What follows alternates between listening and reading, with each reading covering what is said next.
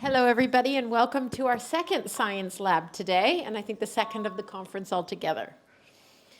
We have a great opportunity to learn from these sessions because everybody is sharing science in an open way. And the way we're going to run the conversations today is everybody has a presentation. So the presentation will go first, and then we'll open the floor to the presenters to give a little debrief or summary of their presentation. And then we'll open it to the floor for Q&A. And then hopefully, if I manage to manage the time correctly, we will have some time at the very end to have a group Q&A across all of the topics covered today. Our fourth presenter will hopefully run through those doors before it's time for him to speak. But if not, we will have the conversation without him. We'll get to see his presentation no matter what. So our first presentations are going to be by Yuki Kimura, but he is unable to attend today. So we have Karen, who will be here to do the facilitation and the Q&A at the end of the session. This presentation is done slightly different. It's actually in two parts, looking at heated tobacco product use behaviors and the incidence of respiratory disease, and broken into part 1 and part 2. The way we're going to run it is we're going to play the video for both parts together, and then open it up afterwards. So I'm going to say, let's play the first video, or the first two videos.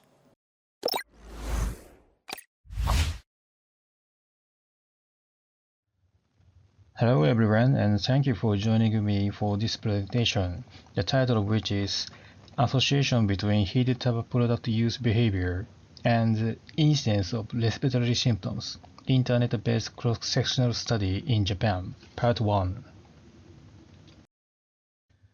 Since the majority of HTP users are former adult smokers, information about the user's smoking history and health status before HTP use is needed when assessing the potential health effects of HTP use. To obtain this information, a cross-sectional study was conducted in 2023. The result was published in a paper in 2024. This study showed that it is necessary to take into account the effects of smoking history before HTP use. This presentation is a follow-up to this paper, and the first part of two presentations. I'd like to report on the relationship between HTP use behavior and the incidence of outcomes. It especially focuses on the daily amount of HTP use as the HTP use behavior. The most significant feature of this study is to confirm whether the outcome occurs after or before HTP use. The total incidence is sum of all most recent occurrences of the outcome after age 20, including occurrences before or after HTP use. In this study, the outcomes include respiratory disease and symptoms. In this report, I present combined respiratory symptoms, which combines the incidence of 5 different symptoms as an example of an outcome. To analyze the association between the amount of tobacco use and the incidence of outcomes, utilizing the data from this study, the number of daily use of HTP sticks used, and the Brinkman index, which measures smoking amount of before HTP use, are categorized into 4 groups. This slide shows the distribution of daily tobacco use amount. The number of tobacco use per day did not change significantly before and after the switch to HTP, and the CC group tended to have a higher Brinkman index than the HTP group.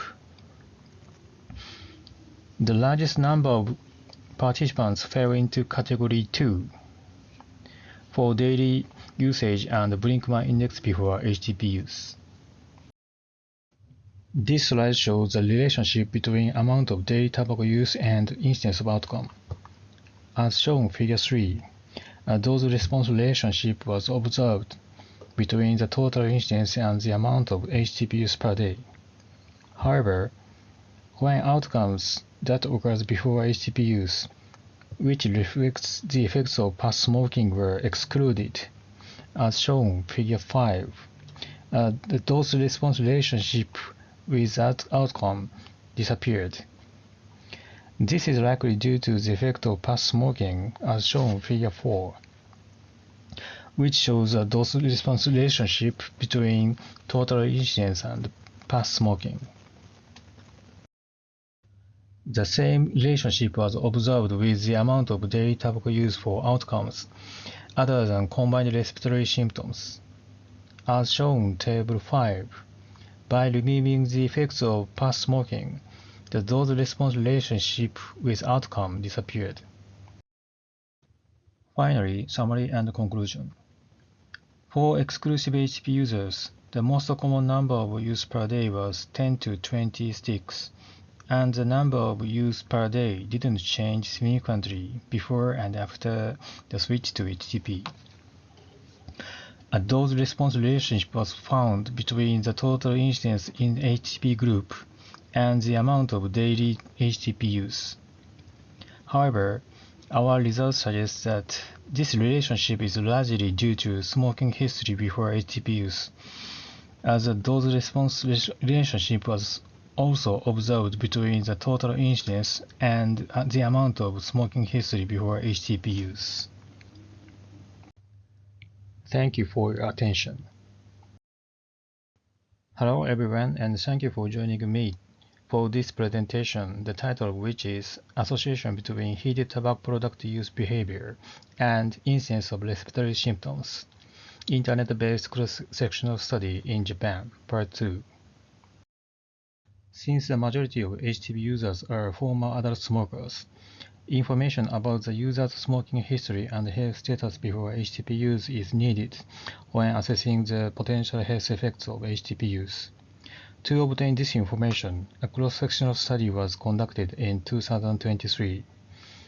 The results were published in a paper in 2024. This study showed that it is necessary to take into account the effects of smoking history before HTP use. This presentation is a follow-up to this paper and the second part of two presentations.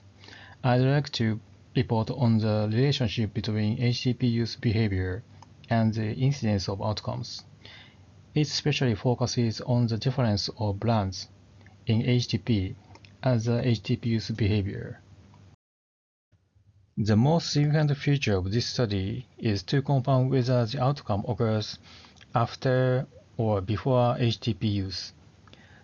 The total incidence is sum of most recent occurrences of the outcome after age 20, including occurrences before or after HTP use.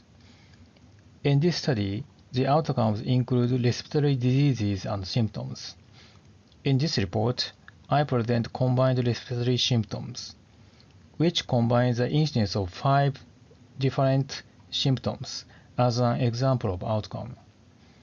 To analyze the association between the difference of product and the incidence of outcomes, utilizing the data from this study, the incidence of outcome was calculated for each product, including cigarette, and examined the difference by ANOVA.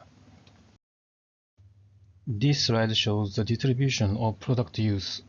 Table 1 shows the distribution of product use in HTP group. Exclusive HTP users tend to use only one product rather than multiple products. As for the amount of use, differences were observed in amount of daily HTP use and past smoking before HTP use among products. This slide shows the incidence of combined respiratory symptoms by products. After adjusting the effects of smoking history, the incidence of outcome in each product decreased. For example, in product HTP-A, 9.7 to 4.59. As shown in figure 3, while the statistically significant difference in the adjusted incidence was found between HTP and CC group, there are no significant differences among HTP groups, and their incidence was at the same level as the NS group. The same trend was observed for outcomes other than combined respiratory symptoms. As shown in Table 6, by removing the effects of past smoking, statistically significant difference was found among HTP and CC group. There were no significant difference among brands in HTP group. Finally, summary and conclusion. Differences were found in the amount of daily HTP use and past smoking before HTP use among products, while the statistically significant difference in the adjusted incidence was found between HTP and CC group. There were no significant differences among the HTP group, and their incidence was at the same level as the NS group.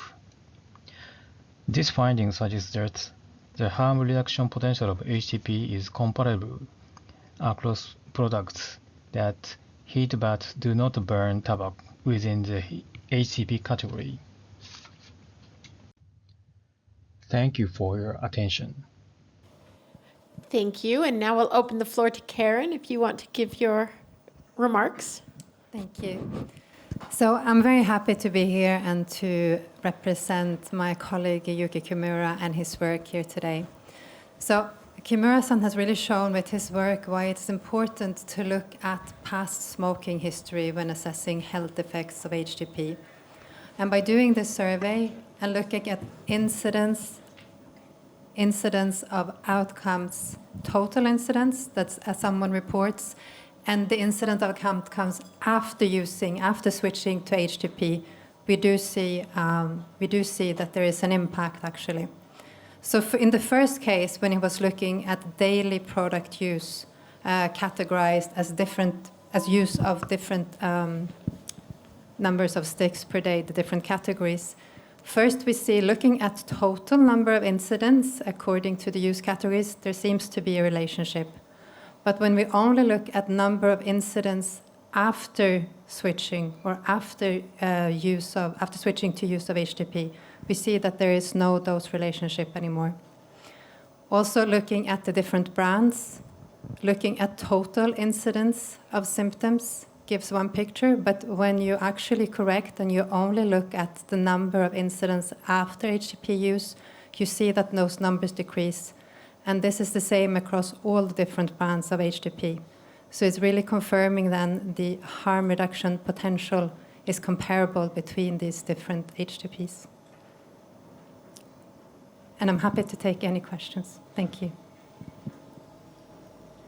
Can open it up for questions.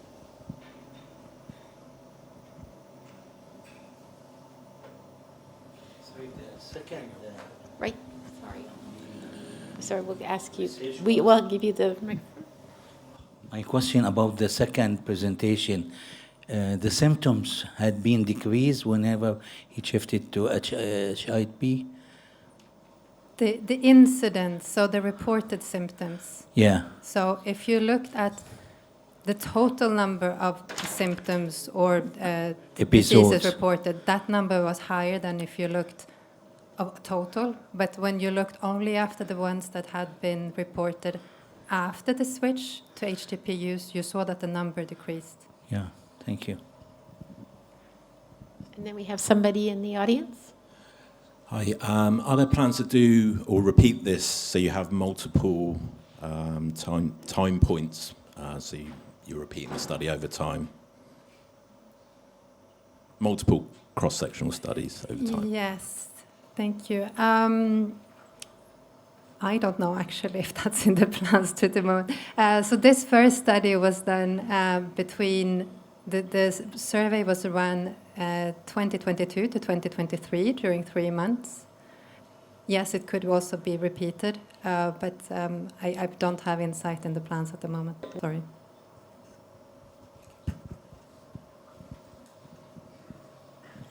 Do we have any more questions? Well, maybe while you're coming up with questions, I have one. When you're looking at the amount used and then the other ones with the types of products used, which is a better indicator of the relationship with the symptoms? Well, I think they addressed different aspects. So for the amount of use, as you could see, there was also the looking at total incidence of symptoms according to the Brinkmann index. The Brinkmann index is this level of smoking. It tells you something about the level of smoking. You have the number of cigarettes per day multiplied by the years of cigarette smoking. And there you could see a dose relationship response. So that's one thing for the daily amount of use. When it comes to looking at the different brands, as you say, it really shows that these are results that we see across the brands. So it speaks more to the category. It speaks more about the harm reduction potential of the category of heated tobacco products. And here we could see a significant difference in the number of symptoms between cigarette smoking and HTP use.